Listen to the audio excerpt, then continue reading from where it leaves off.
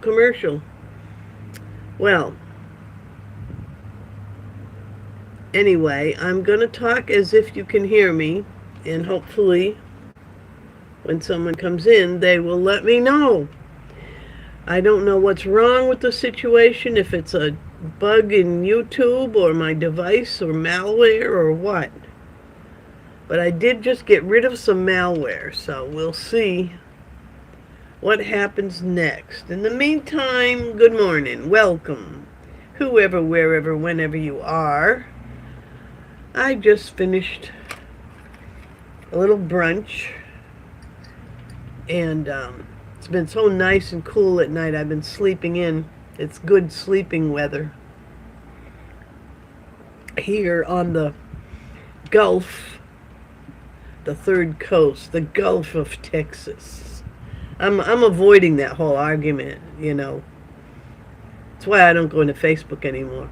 Can't say where I live without getting attacked by wokies.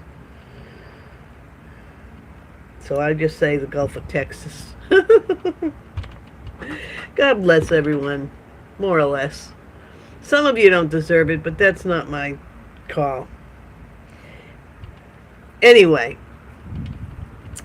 it's morning or evening or afternoon, wherever you are, and somebody's here. Can you hear me? Let me check the chat. Let me know if you can't hear me. Can you hear me? Anyway, so I decided I'm just gonna turn it on and say hello every day, and then plan the rest of the day and do some regular streams. Oh, good. Oh, wait a minute. Not you. You can hear me fine. But you're not coming into this channel. That was a serious troll. I know exactly who that was. Anyway, but at least she claims she could hear me. Well, she must be able to, because she wouldn't know I asked. So, I start the day out right by slamming the door in a known, evil, disgusting troll's face. Okay, we're supposed to be forgiving, but there's a limit. Same Bible that says to forgive also says that at a certain point, toss them out. Anyway, I apologize to everyone for that start to the day, but the block and the delete button works. Here we go. This is a Zokin. I've got a stack of my last year's washcloths that are worn, you know, a little thin in places. And here we are, I'll show you right there. Okay, worn a little thin. I prefer to buy the least expensive cotton. As long as they're cotton, I don't bother if they're not cotton. Even the polyester blends, I don't like those. It's pointless to buy them for something like washcloths anyway, because it's not absorbent. Besides the fact that you're poisoning the environment. Do you know that each one of us carries around within our flesh and blood about an ounce of random tiny particles of plastic that we've picked up either in our food from the packaging or from rubbing plastic on our skin, etc. It's not good. So anyway, I buy those packages of about 18 washcloths. These are last year's, and what you do is the Japanese make these beautiful, nice, luxurious cleaning cloths by simply taking two of them and do a little bit of running stitch. Well, first, you know, hem them, turn them inside out, gives you this nice round edge, which is good for scrubbing. And you get this beautiful pattern, just running stitch all around, and that's it. So my stack of last year's thinned out washcloths to become this year's luxurious Zokin. And I will get this one started later today. Yeah, what I'm doing is my purge, and my purge consists of going through things. Right now, I've been going through this bag here of just random bits, and I'm sewing them into,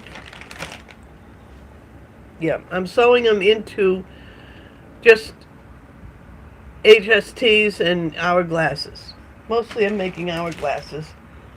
I got a log cabin set started and some 4-patches. And I'm basically just going to stack these up in the 4-patch and hourglass form. And then the first step is going through everything and just getting absolutely not to have any junk scrap. I mean, I don't count the quarter yard of good cloth that's left over after some cutting. I don't count that as scrap. That counts as fabric. It's new, hasn't been used yet. But these bits and pieces that are just cluttering up the house, my first step, and I want to get this completely done by Groundhog Day, February 2nd. That's my goal. Get the purge completely done. I have one UFO that I'm working on here, bounding up a heavy quilt. Get it done by Groundhog Day, because we get our cold weather down here on the Gulf Coast. Our cold weather tends to hit in mid-February, so I'll be ready with that finished UFO. And that's my morning. Oh, I found something today when I was sipping my coffee and having my breakfast. Poor Man's, is it Poor Man's Quilter? Anyway, I don't know if I can put this in chat or not. Let me see if I can. Oh, here we go.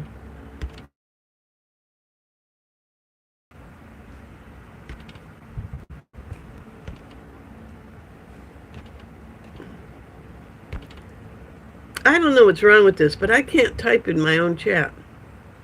It doesn't give me a typing thing.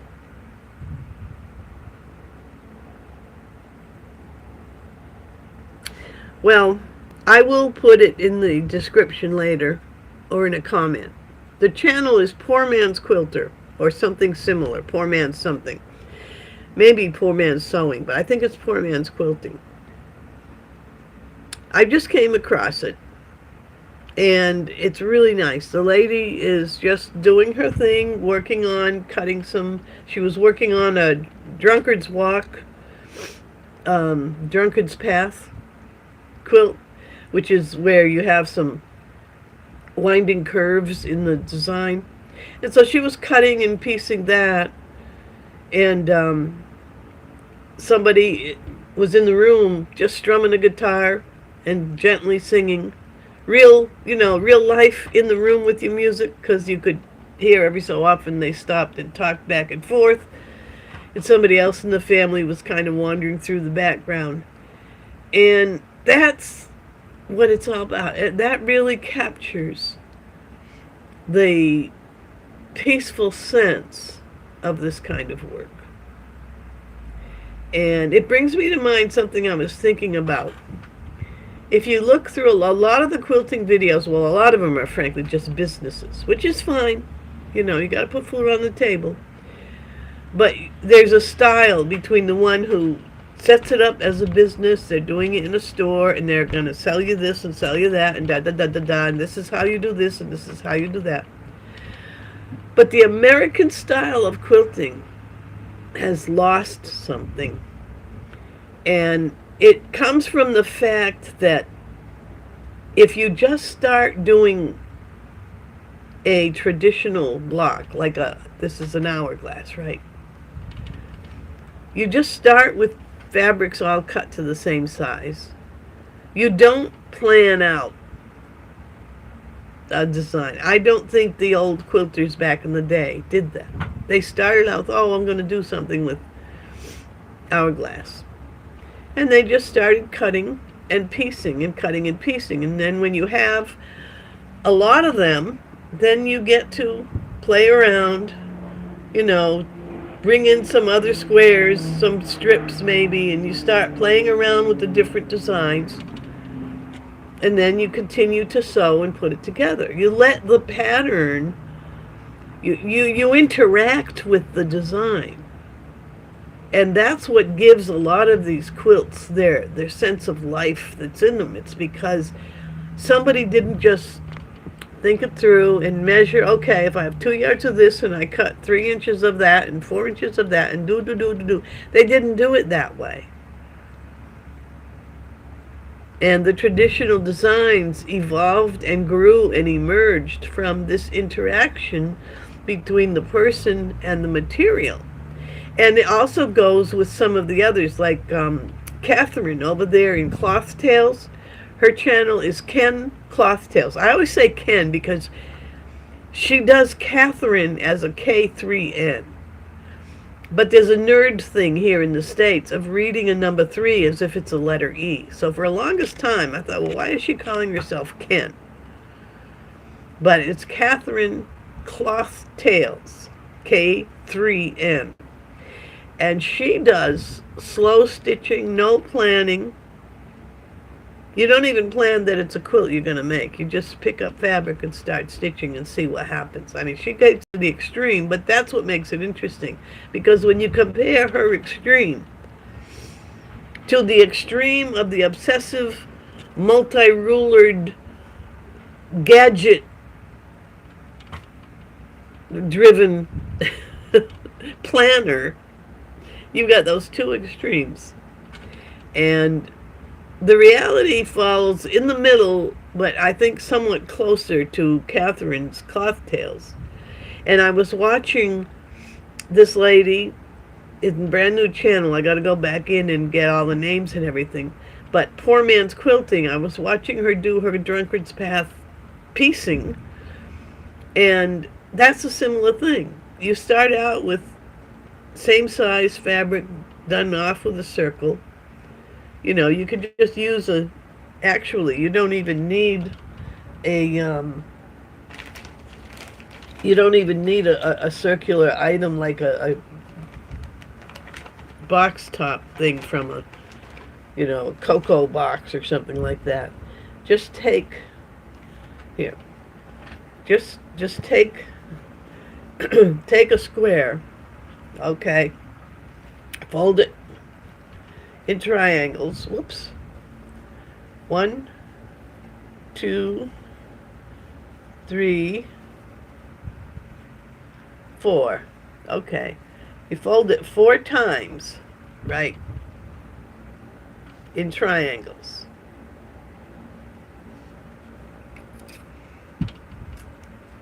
Then decide this is going to be the center of your circle. So if I want a 4-inch circle, I'm going to go 2 inches in and give it a 1/4 inch for the seam.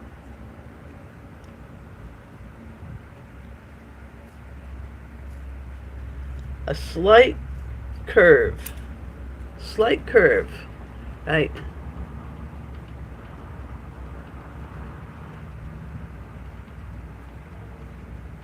Magic. It's not quite a perfect circle, but look how even it is. It is about as close to perfect as you need for what you're going to sew. And there, this can go over something else. Ta-dee! That's how they did it in the old days. Sorry to all the people that have invested in plastic rulers, but this is the no frills. And this is the other thing. Poor does not mean you don't have things. Poor, we got this idea that wealth and poverty is related to money. How much money do you have? And then if you have money, you got to buy stuff to do something. Wealth is related to how you do things, how you integrate what you do with a good life. That's what makes you wealthy. Who knows? I might end up doing the drunkard's path myself. In quilting, not in real life. I'm too old to do it in real life. But anyway, that's my start out to this morning. In my day today, I've got to do that Zokin. That's my daily Zokin. Continue purging on this bag. I think I'm going to get this bag purged completely today. Then I'm going to go into one of my junk scrap stashes, and I fill this bag with what I'm purging, and that way I feel like I got something done.